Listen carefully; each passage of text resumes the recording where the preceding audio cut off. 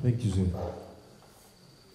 Only correct and proper to accord gratitude, praise and acknowledgement where it belongs, where it is due. And I would like to thank you, sir, the Minister of Economy, for your budget and your explanation today. It is clear, and as a Fijian, as a citizen of our beloved country, I would like to thank you for being a leader that you have been, and for your presentation. And that is where my question comes up, sir. We understand the budget, and you said a very true thing in which you stated the fact that any government that rules is no longer a political government by name, but it becomes a government of the people. This government is no longer a Fiji First government. It is now our government, because we are the people of this country. And as you stated, with our national debt, which is very correct, and it's growing. It's at 5 billion now. This debt is paid by all of us here. It's paid by the sugarcane farmers. It's paid by the villages up in Tailewu and Wainbuka, where I come from. It's paid by our people. That's why this government is our government. And the question that I would raise this evening, sir, is now that it's our government and this is our budget, and that we are going to pay back this 5.1 billion, are we now going to exercise true transparency in our queries to the expenditure that we have on a daily basis, on a weekly basis, on a yearly basis? We've come to worry when the 130 plus was found lost by the Auditor General then. And then we've had some changes. We've had the change in the PAC group, and we haven't heard anything else about it. Nothing much. 130 million. We have queried the national people, your people. We've started to query, what about our Prime Minister's salary? What about your salary, sir? Now we are paying for it. Yes, we are your people. We are the ones who pay the salary. Yeah. When we ask these questions, it's difficult to get the answer. In fact, we've had instances where people have been penalized. We have people who have been sacked because of the query, because of the request for transparency. That is my question this evening. Now that we have this new budget, now that we have the year of election coming up, now that we know that this is our government, are we going to now come up with the true transparency that we've been crying and waiting for? In which, when Fiji Times gets to report on facts, they are not penalized. In which, when Fiji Sun, our government paper, gets to publish issues, it's not emotional, but straight to the fact. Irrespective of political affiliation, irrespective of creed or region. That's my question this evening, sir. Are we now going to allow transparency, as is one of the visions and mottos of our government? Are we going to allow it now so that we can get to know on a daily basis and get to inquire and get the answers with the Fijians of Fiji when we ask, where did that money go? The money that came for Winston, we still don't know where it went. We know it's a couple of millions. We've been wanting to know the breakdown. We deserve it. It's our right to know that. Because we are of these people. We are your people. That is my question this evening, sir. And before I sit, Allow me to give you advice. As a Fijian, son of this country, father, and a leader of my community, I see our budget is very good. It looks after us with our stomach, our cars, our physical areas. But I don't see the answer to the soul here. I don't see God or religion in our budget. And sir, if this nation needs to grow and stand together, and we must budget for the soul. Because that's the heart of Fiji. Thank you, sir. Thank you for that. In fact, you've answered the questions for me. Let me take one thing at a time. I think it is a very emotive speech. A lot of, with due respect, hot air without much substance. I do not know which other government has ever produced this type of information ever before. Made available to members of the public. Made available on the website, which you can go now and have a look at. Anybody of these gentlemen here who clapped, they can all go and have a look at that. All of this information is available there. My salary has been declared every year. Read the papers. It's published. Which other government ever before had the minister's salaries published? In fact, it's not even my salary that's published. My assets are published. It's required by law now. You get to know what my wife owns. You get to know how much my wife makes, if she makes anything.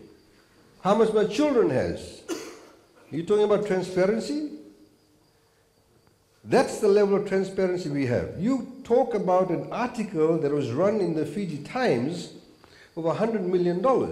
And I've said this in Parliament before, and I've said it again outside Parliament. Fiji Times has a particular political proclivity. That $100 million has already been accounted for.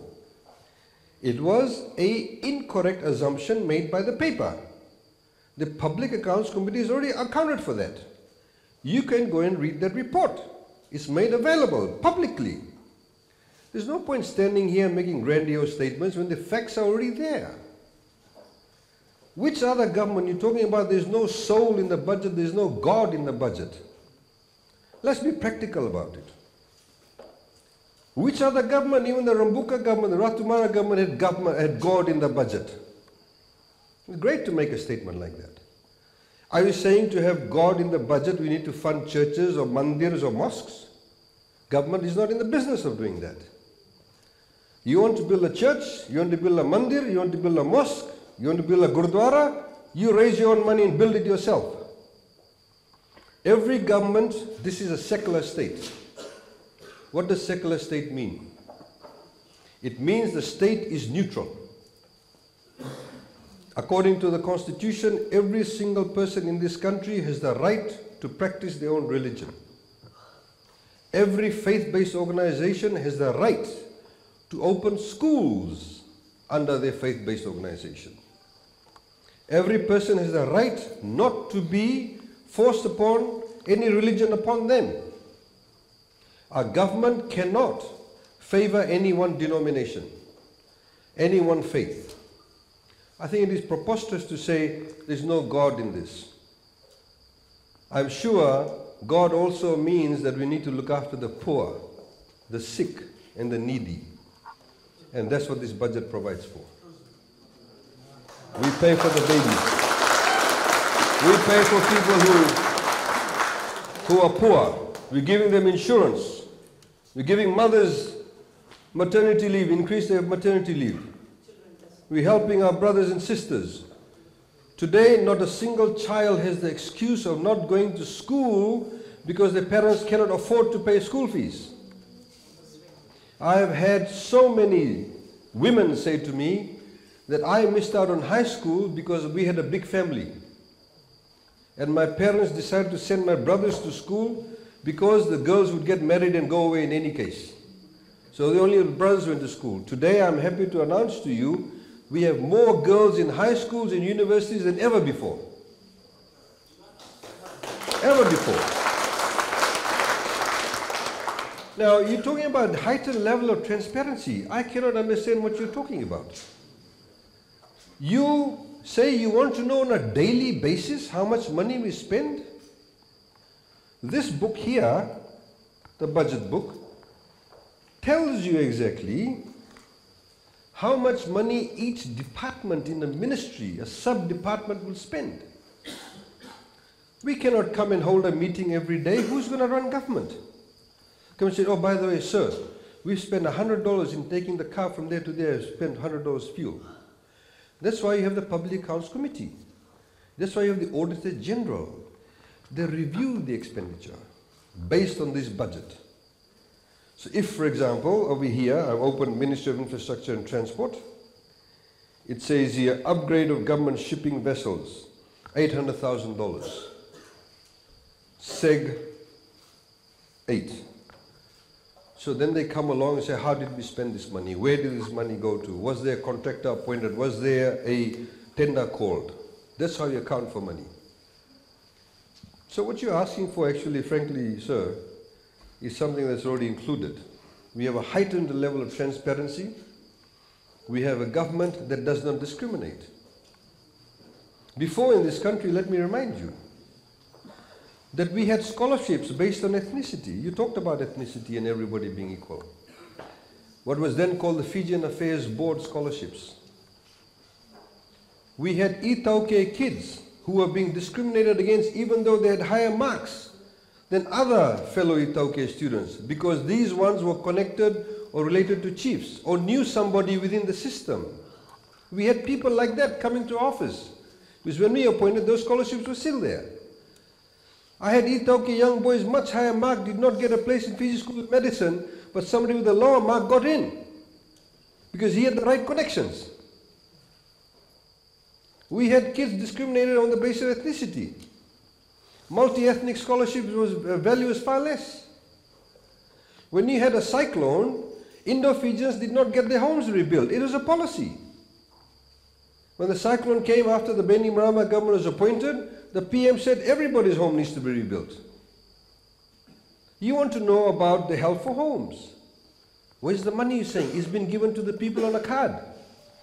They've used the hardware. You'll get an Auditor General's report to see how the money is spent. The PS here, PS Makreta Conrote, has an audit team that goes and does random checks of people who've been given the cards to see if they actually deserve it or not. But I can tell you more than ever before, far more Fijians have been helped after a cyclone than ever before. Of course, some have stolen from the system. It's not the government's fault. If you want to go and steal from the system, make a false declaration, it's on your conscience. There are criminal convictions applicable if you get found to have done the wrong thing. Home care, after Josie, Kenny, and Gita, $110 million. People have now been funded because their homes were not damaged, but everything in their home went.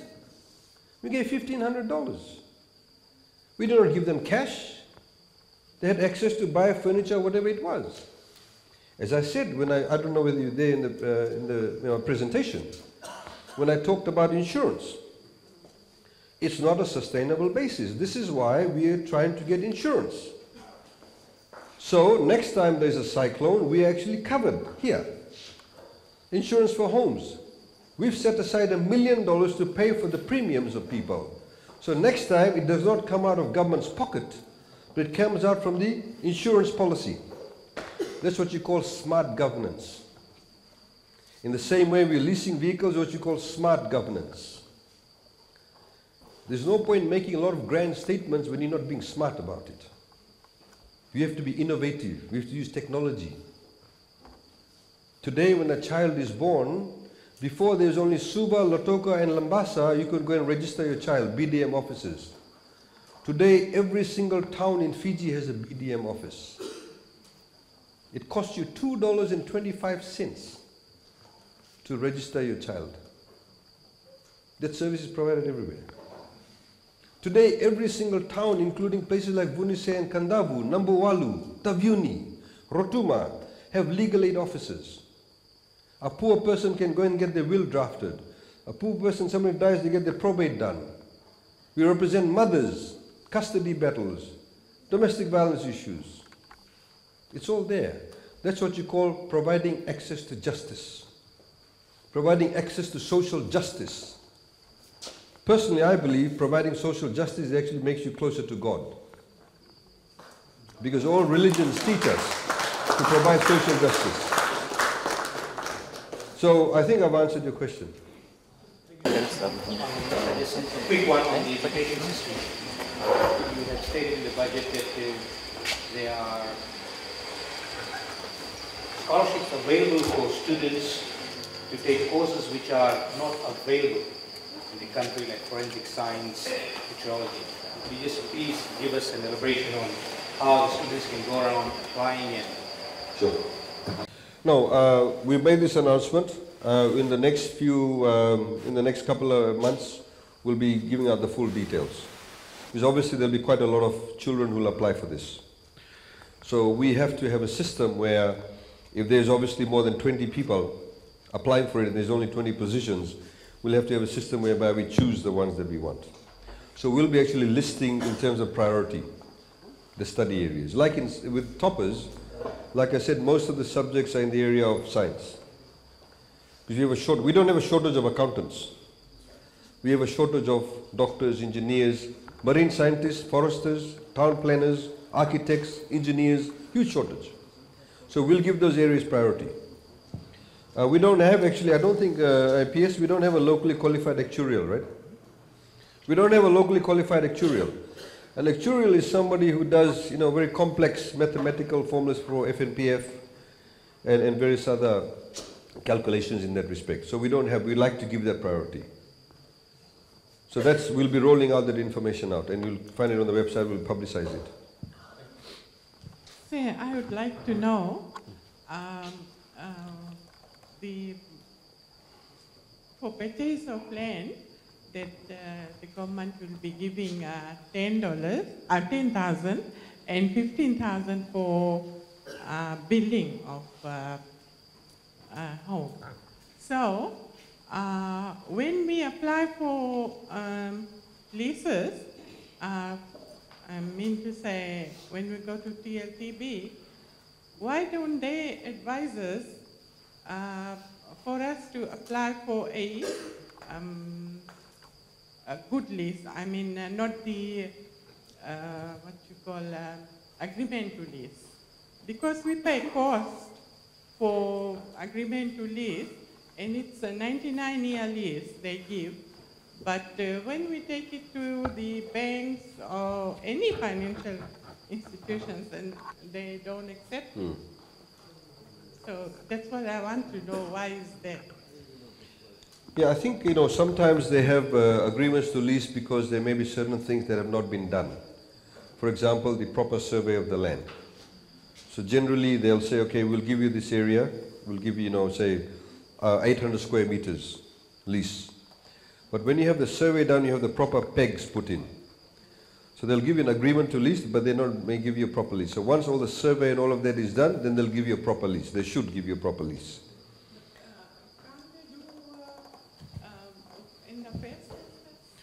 Yeah, sometimes they do, sometimes they don't. Obviously, we need to fix up things there too. But like I said, in some of the areas, there may be a backlog. Like in Vudi, for example, there's literally hundreds and hundreds of acres of land. Some people have been living there for a couple of decades. They're still living on agreement to lease. So TLTB said to them, you go and do your own surveys. So people said, I don't want to pay $5,000 for a survey. Some people have said to us, we got somebody to survey their land, we paid him the fees, but then he took off. So that's some of the issues that we do have. But I agree that there could be some areas that could be fast-tracked.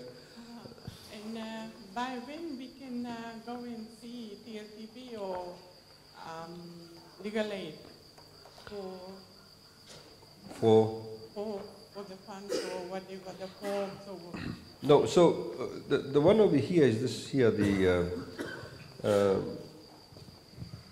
the survey of the lands. You get the forms from legal aid. For this one here, we're getting that from the Ministry of Housing, right? And also legal aid. You fill out the forms. You fill out the forms over here, then they'll give the forms to Ministry of Housing, because Ministry of Housing does not have an office in every town or city. So it's already started. we have been there and they said When did you go there? Well, maybe the form's on the way in that particular office. Which office did you go to? Okay. We should be there. Next week, go and check. You should be there. We were sending out forms to all the offices. So those staff are being trained. So what will actually happen, because we want to make it easy for you rather than you having to go to Suva, you should fill out the forms in the Nadi Legal Aid Office. The Nadi Legal, all the legal aid offices have become a collection points. Then they'll send it to the Ministry of Housing. You need to fill out all the details. Then they'll get in touch with you. So for example, if you have identified a particular Itauke land that you want to buy the lease of, so assuming TLTB has given you some information saying it will cost you $12,000, right, or $15,000. You attach those documents and the various other information. You attach it with the form. They'll get sent to Ministry of Housing. They'll check it out. They said, okay, you may say, I can pay the balance. You give me $10,000, I can pay the $5,000. They'll liaise with you. They'll liaise with TLTB. They'll send the check directly on your behalf to TLTB. You go and pay the balance, and you should get the proper lease. We are not going to pay for you to get an agreement to lease. We'll pay for you to get a proper lease. Yeah, that's the difference. So can we tell them when we apply for lease? Can you put your mic so everybody else can hear you so I can hear them? When we apply for lease, we pay $54 there. So can we tell them that we'll need a proper lease? No, you see, the way it works is this. You have to know that there is a land that they're going to lease to you. It's not upon application. So assuming you've done your application, then TLTB writes to you and says, Mrs. So-and-so, your application to get this lease has been approved. We now require from you $15,000 to purchase the lease. The annual rental for this Itauke land will be $1,000 a year, right? For example. Then you know you've got that confirmed. So based on that, knowing that you'll now get a proper lease, you fill out the form and you send it to us, to Ministry of Housing, I should say. And then when the Ministry of Housing gets it, they liaise with TLTB, they say, yes, we're going to do the payment for Mrs. So-and-so, and then that's how it works. Not on the application stage. You do your own application. No, but, like we have identified the place. Yeah, but they have to tell you whether you've actually been approved or not. TLTB has to tell you it's been approved. It's one thing for you to identify, one thing for you to apply, it's one thing for them to actually say yes to you. Once you've got the approval from them, then we help you to pay. We don't help you to get the lease. We help you to pay to buy the lease. Yep? Thank you. Okay. Just a few questions quickly. While on that lands and the subsidy and all this on the government grant, I just wanted one question. When is this coming into effect? Like I know that 5,000 and the 10,000 grant was in place for the last 2-3 years. This is the new revised one. Is it coming into effect from 1st August or is it from 1st of January 2019? Okay. Do you have other questions? Why don't you ask them all and I'll answer them? Okay, that's one question. The second question is the loan interest for existing customers for housing loans. That subsidy that has come into this new budget, is it that 1% subsidy will be effective to the existing home loan owners as well? That's the second question. And my third question will be, is there anything in this new budget for carrier drivers, new carrier owners, or subsidies for carriers or something in the budget? Like we have something for taxis.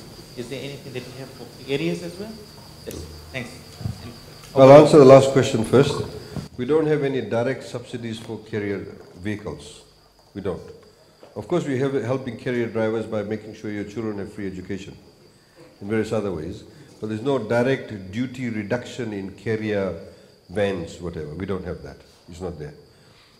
In respect of the, when does this come into effect? This one here, as you know, like you correctly point out, we had what we call the first home buyers, but now we call it first home purchase grant. And it used to be only for people who earn less than 50,000. Right.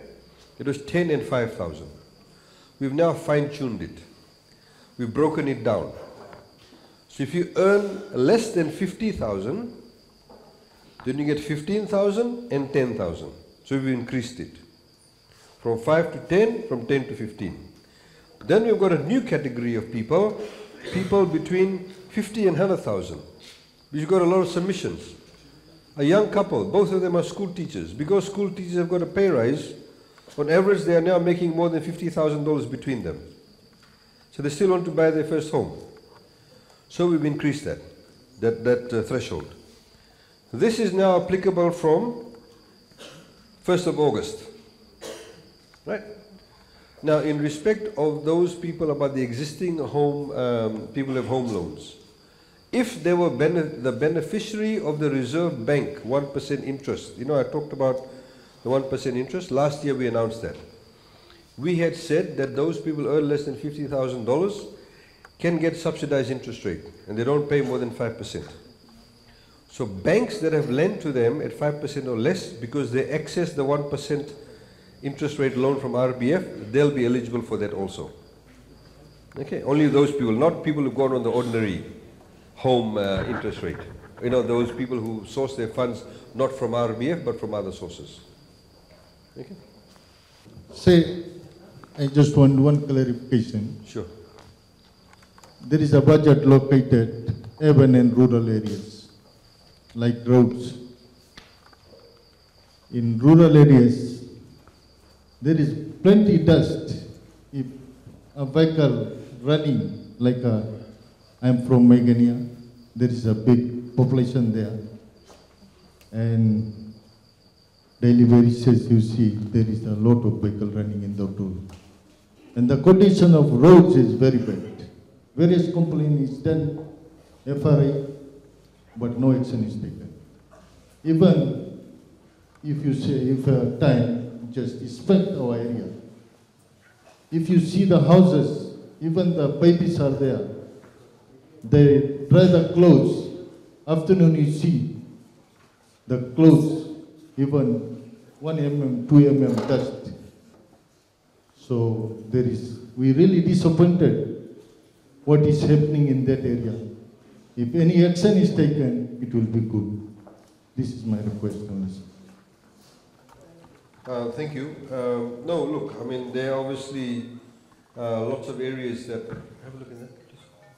Lots of areas where we need to do tar sealing or upgrading of the roads. I can't say to you, stand here and say, don't worry, it'll get done tomorrow, because I'll be lying to you. I'll have to look at the work program. I've just asked Kamal. Kamal Gounder is also on the board of FRA, and he sits on the LTA board and etc., Water Authority too. So we're going to check that whether there's any program for Bengenia or not. But we have actually identified in our 3-4 year plan pockets of populations where there are lots of people, and we have to do road upgrades. I mean, like places like Motoba, there's all dusty roads, Valley Road in Singatoka. So we'll be getting to places like that. But of course, in the meantime, there should not be any excuse. In the meantime, there should not be any excuse in respect of the road conditions being bad. I mean, dust is one thing. You can have a good road but be dusty. But if the road condition is not good, that's something, of course, we can take a note of, and I'll get Kamal to talk to the FRA guys over there if the road conditions are really bad. Signboards can be put down, speed limits. Or speed limits? Yeah. Or you're getting people speeding on the... Yeah, also that on the dusty road. Big dust can be controlled. Yeah, well, Kamal, can you look into that? Well, I'll get Kamal to look into that. Okay. Thank you, sir. Thanks. You know, one of the biggest problems in Nadi is, of course, a lot of the people who have overladen trucks. I don't know how many of you are truck drivers. It's a big problem.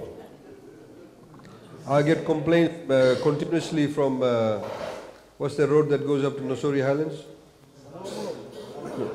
Sorry? Molo Molo. A lot of complaints. Trucks, day and night. Now they know LTA guys are with the way bridges. They come out at night like wolves. You know, you go to the intersection at the airport, the Tahsil Road, you can see the edges are coming up. These are overladen trucks. So on one hand, people talk to us getting good roads. On the other hand, you keep on breaching the law. The only trucking companies that we allow an exemption for at the moment are the sugarcane trucks, because it's critical to the economy, but we obviously need to move along in those lines too. But you see, there has to be, if we want to modernize, if we want everything, you know, people's demands are growing too now. Every year we're getting Tahsil roads, We want it too. So we have to also comply with the laws too. It's very important. But definitely your issue will be looked at, and we'll get Kamal to look at that. I know for one of the programs that we've got this year coming up is the Nadi back road improvement. That's part of the program, including, you know, that Molo Molo road, that intersection is a right angle. That's going to change also. And that's a major job actually. As you can see that bridge, you need to actually make a much wider culvert. You need to actually get the angle right. It's huge. So all of that is in the work program. Like I said, you know, we can't do everything overnight, but there's going to be a work program built into that. Thank you. Thank you, sir. I don't have a question, but I have thanks and appreciation. I would like to thank the Fijian government for this initiative of coming up with this NTS and TELS program. The Fijian government has taken the care of a responsibility of sending our children to the tertiary level, and where they are getting this benefit, namely whether it is a BPS program or entry to the flying school. But as parents, we are very satisfied with this program, and thank you very much for taking up this program. Gone those days when our parents had to sacrifice everything for sending us to the tertiary level, where they had to take loans, and then their farms, their FNPF, everything was gone. But with the present government, the Fijian government, we don't have all these problems. We are the initiative of this NTS and the TELS programs. And also this program and this initiative is getting bigger and better every year, as you have shown the repayment of the loans, where the students get their certain amount of repayments and they get the waiver benefits. So once again, thank you very much for this initiative, and Minaka for that. Thanks. You know, the gentleman who asked the question, unfortunately, I think he's left. He said, you know, you are the Fijian government. The only reason why I highlighted the different governments was to point out to people that irrespective whichever government is in place, the next government has to pay the debt. So that's why I highlighted the difference. We are the only government that says this is the Fijian government. We are the only people under this constitution saying everybody is a Fijian. And that is actually very critical to ensuring that we have a one nation approach to everything. Because if we don't do that, then people talk along those lines. So that's the point of making that distinction that I was saying. So some other questions? A lady here in the orange top. Say in the new budget, I have seen family care leave. That's the reason why compassionate leave has been abolished in the primary, in the education sector. There was really no compassionate leave as such. That was actually something that was devised. As you know, the teachers, you have bereavement leave, you have sick leave, you have annual leave. You also have the children's leave when they are on holidays, you also have holidays. So it's not that bereavement leave went away a long time ago. It's not to replace that. If you check the PSC circular, they went away a long time ago. So that's a union line. The bereavement leave has not been replaced with this. Bereavement leave went away a long time ago. So the family care leave, or compassionate leave, sorry, family care leave actually is about you. If you get, even as a teacher, for example, if you're a teacher, you know, you may not need, you cannot come to school perhaps because your child is sick, or your spouse is sick, or your parents are sick. That's, you can take that time off and you get paid for that. Now, as I said, you then of course have your bereavement leave also. You also then have your annual leave. You have your sick leave. Lots of leaves. Now, we've also, as you know, for teachers, we've introduced the 7, what we call teacher-free days. That's very important. I don't know how many of you understand this or not. We have, like in Australia, we've introduced what we call 7 teacher-free days. The teachers need to attend 7 days throughout the year, not all at once. 3 in the beginning of the first term, 2 in each of the middle of terms, where they come to school and get some training, where they also have times where they can plan the classes, etc. So when the students actually come to school, they start teaching. So everything is all mapped out and planned out. That's what we've done for you. Of course, you've received a pay rise too. Don't forget that one. You're also now getting performance management systems too. You know, I was talking to a principal now who's been appointed to Rishikul High School, which is one of the largest schools in Fiji. First female principal of Rishikul High School. And when she went to the school, she's appointed in the open merit recruitment system. And she said when she went there, the school management said, "You are too young." But she's very good. Age should not be a barrier. As you would know if you're teaching in the system, you got to become a head teacher or principal if you stayed in the system for a very long time. Even though you may not be that good. I'm not saying they're all bad. But what I'm saying is that there may be some very good trailblazers. There are people in the Ministry of Economy. Bright people. They're doing well. We need to recognize them. They apply for a job. If they're better than somebody who's been there for 20 years, they'll get the job. That gives confidence to people too, that they'll be treated equally. Your children go and apply for a job in government now, they won't get judged because of their ethnicity, or where they come from, or socioeconomic background, or which church they go to, which province they come from, which religion they are. They'll get assessed whether they're good or not. If they're good, they get the job. Otherwise, before the mentality was, you know how they say in Hindi, padhao nikalo. It's a fact. People used to say that, get them educated, get them out. If we don't create a level playing field for everybody, including our women, then all this young talent will go away. Or they won't produce. If they don't produce in respect of the productivity, our economy won't grow as fast. People need to look at it from an economic perspective. The reality is, if you ask anybody, what do they want? People want to have a steady income. They want to have a good house. They want to be able to enjoy the day-to-day activities of life. They want to have confidence in their life. They want the kids to get educated. We can do that for everybody. But if everybody continues to contributes to the productivity, this is why we also don't like corruption. I know some business people are still corrupt. I know some of them are still warming the hands of people. That's why I have to make a very strong stance against it. That young man who is here, who's gone, we've never had a government that ratified the United Nations Convention Against Corruption. We've never had anybody setting up an Accountability Transparency Commission. We've never had political parties who have to declare the assets and liabilities. I declare my asset and liability every year. If you see my bank account balance, next year I've got $1 million, you can go and check how I got that $1 million. That's the system, that's how it works. I don't have $1 million, by the way.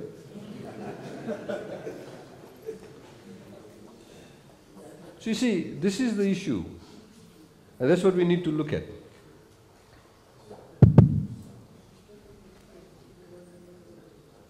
Yeah, the gentleman there who made the $1 million comment. Okay, good evening everyone. My question is regarding these bus companies. I would say this top-up card which is being used by the students is very good, but is there any possibility like school trips, when there is a school trip done, they can pull out a record of number of students traveling per trip? Because if you see in buses, it's written there are number of passengers or number of school students to be loaded in that. There are times teachers will agree to that, they are being overloaded, they are being left behind. So what can we do in that case? We can pull out that information. That's the beauty of e-ticketing. We can pull out whatever information. So for example, if you give me, I have a card, right, as a student. Are you asking, you want to know how many times I've traveled on the bus? No, my question is for a school trip bus, there are a number of school students to be loaded in the bus, but there are times when the bus is always overloaded, or there are some students left behind, they are unable to board that bus. So what is the control measure on that? Sorry? So when you say what is a controlling measure on that, I mean Kamal is saying we have loading data. We know how many kids get on the bus, even if it's overladen, if they tap their cards, we'll know how many students are on that bus. Is that what you're asking? No. Is there any penalty on those buses for overloading? Overloading. Because the extra buses are not provided. Oh. Yeah, look, I mean, no. We do have an issue with bus companies also, as you know. LTA obviously can book bus companies or bus drivers for overloading. I think very rarely they do that. So I don't know where your question is going. I mean, if you got some other question, I don't know. The reason behind for this question is if you see some of those buses which are going in these rural areas, their conditions are not up to standard. The buses, yes. No, I agree. And we have, one of the things we announced in the last budget, what we have said, if there is a bus company that makes $1.5 million gross turnover or less, if they want to import new buses, there's a zero-rated duty. So they can import a bus at 0% duty.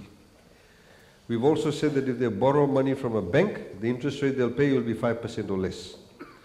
This is to encourage bus companies to buy new buses. So that's what we've done, to try and encourage them to do that. Now, we are doing an entire review of the entire busing system also. If tomorrow we pull those buses off the road, who's going to service that area? Not a matter of pulling. The solution could be if they can increase the number of buses. Yeah, but the bus companies won't have, because they don't have enough, they don't have more buses. That's the point.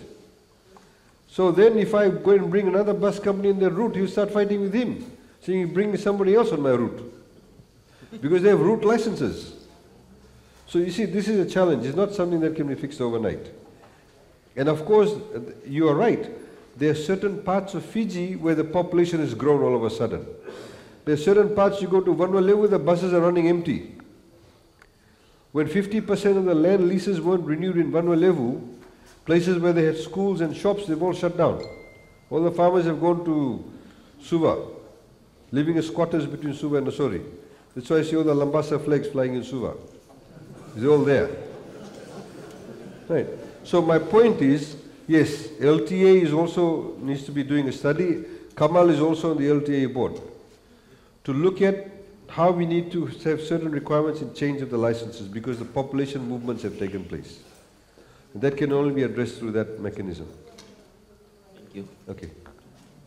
I don't know how many of you know, but we launched a 5-year and a 20-year development plan. And please, you can access this. This is again available on our website. We launched this. We used to get 5-year plans before the first school in 1987. The government used to have always a 5-year plan. And it stopped. Rambuka stopped it. Then we launched this. PM launched this in Germany, in Bonn, last year. It's a 20-year plan and a 5-year plan.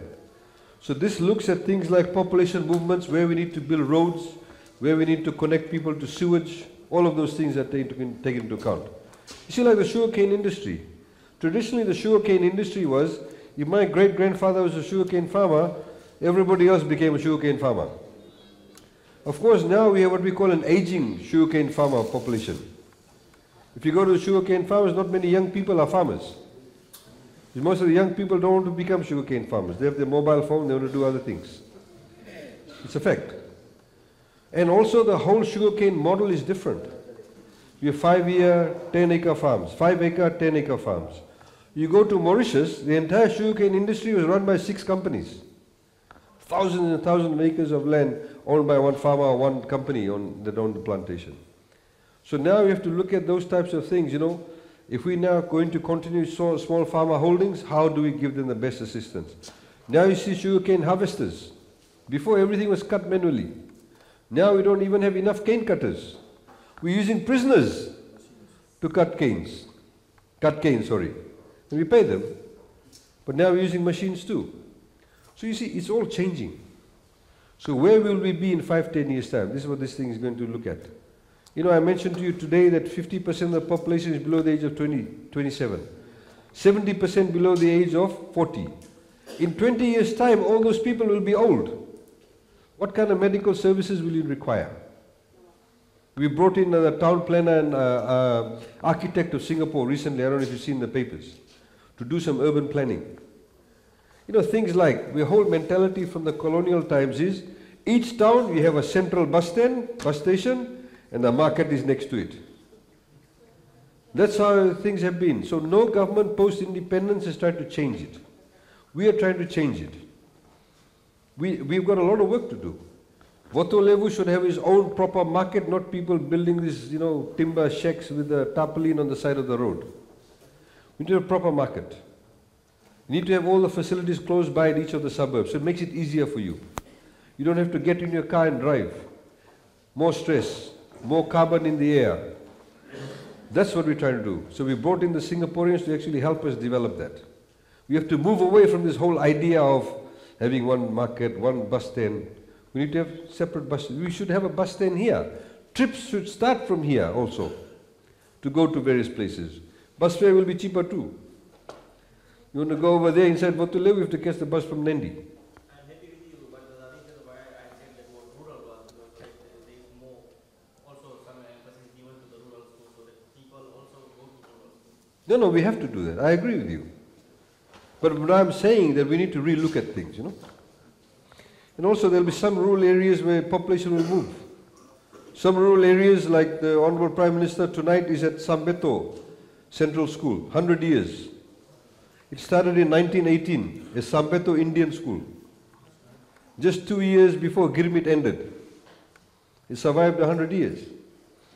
So it's changed, the school has changed. So we need to also, when we want to plan these things, we have to think 15, 20 years ahead of time too. But I urge you to read this. This is very good reading. We are very blessed, very privileged that you have graced our locality in Votualevu. And say regarding what brother has just raised, I won't reiterate on that. But the government is doing its best, brothers, regarding the rural transportation. I think a couple of years back with Lenga, it's also dusty. We happened to get more bus services, the routes. But LTA come by and they helped us by giving a rural service license to those carrier operators who want to service rural area to town and rural to town. It is us people who cheat the system. The people will come by with the forms, getting your signatures to sign, they take to LTA so that they can get the rural service license, they can operate the minivan legally. But when they get the license, they operate the van from India airport town. That was the trend. So I would like to say that government is doing its best. Well, as far as infrastructure is concerned, not only this year, people say that this election year, government is doing things, but it's a total lie. Because all throughout the career of this government, if you make one phone call, the PWD people, the water authority, the road authority, anybody, they will come to the area. And well, as far as the infrastructure is concerned, our roads are quite good. It's becoming better and better. Not 100%, but well, it's okay. But question of dust, well, we can't help it. If there's a vehicle on the road, dust will be there. Say one more thing, just to add on to this about the development and budget, and people have talked a lot on this thing. The way you have presented it, first time ever in the history of Fiji, I am here to witness a budget presentation. Please give a big round of applause to our leader.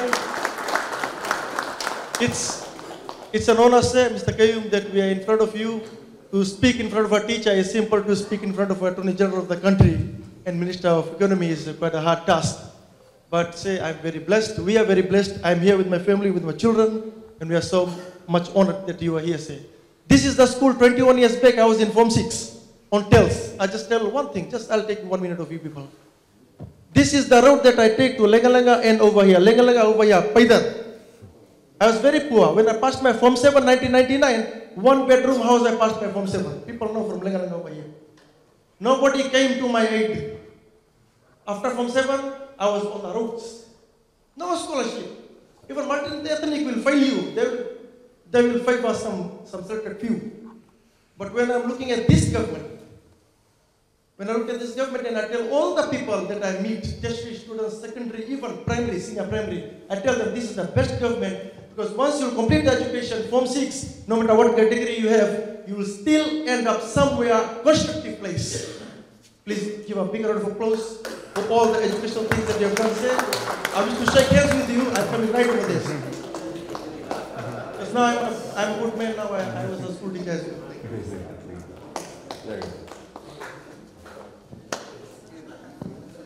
This gentleman here. Thank you, sir, for your presentation. And one thing I'm asking, if there's any provision for the freehold land. A person has bought the land on a agreement lease with the landlord. Is there any provision to get a title for that piece of land?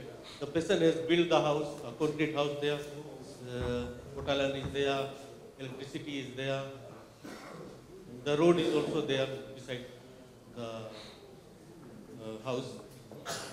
And is there any provision? There's also a septic tank for flush toilet also. Is there any provision for that freehold land to? Okay. Under this one here, the first land purchase is only for e-toke lease or state land. But if you go to a bank and you're buying your first home, or you're building your first home, and that is part of this land that you want to buy. So for example, if you're earning less than $50,000 a year, you go to a bank and you say, I want to buy this land which has a house on it, and the bank approves the loan, then we can contribute $10,000 even though it's freehold land. But if you just want to buy land on its own, under this category here, this is not for freehold land. This is for e-toke land and state land. Because over here, the reason why we've got e-toke land and state land is because we've got better control. We simply pay to e-toke Land Trust Board or pay it to the lands department. If you do freehold dealing and just want to buy a land, I'll have to give you the money, or I have to go and sit when the transfer is done and give it to the person you're buying the land from, etc. But if you are going to buy a freehold land and you go to a bank, say if the land is worth $20,000, right?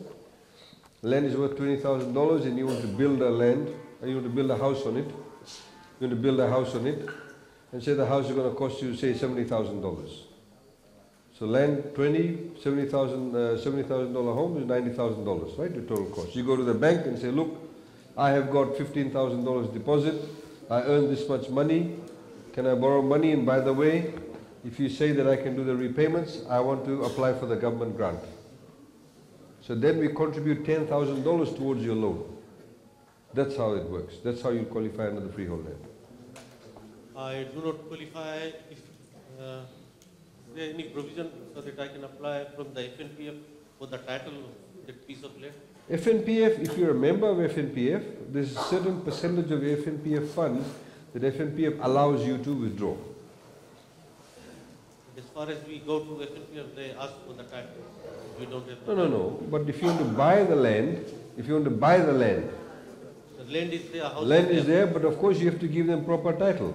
FNPF is not going to let you take your money out to build on a land on which you don't have proper title. If you don't have proper title, you withdraw your FNPF funds, build a house, and the guy boots you out, your FNPF money is gone too. That's why FNPF won't give you, won't let you take out your money. Because you have to, if you're taking out FNPF money to build a house on a land that does not have proper title, they won't let you take out the money. But if you're borrowing money, or if you're taking money from FNPF to buy the land, to get proper title, then they should let you take out the money.